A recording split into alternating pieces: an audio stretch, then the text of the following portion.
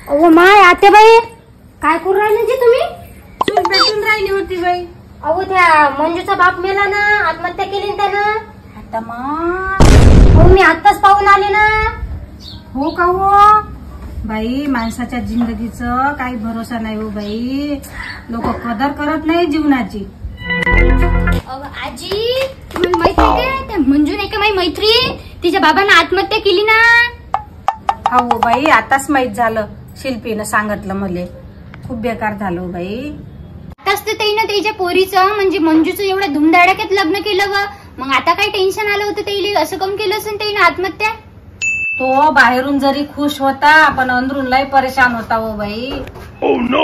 मंजूची जिद्द होती की माया लगन लय धुमधडाक्यात करावं माया बापानं, म्हणून तिच्या बापानं लय मोठं कर्ज घेतलं हो बाई.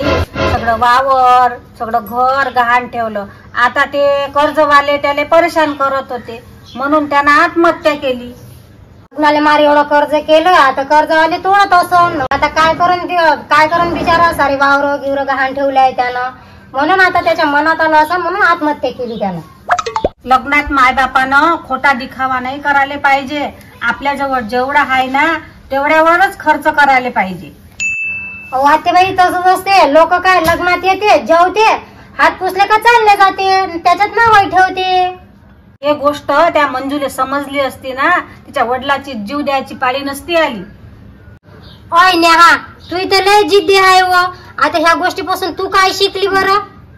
हेच की ते मंजूला हरामी होती, मी हरामी नाही. हा नो नो नो चलो गाडी.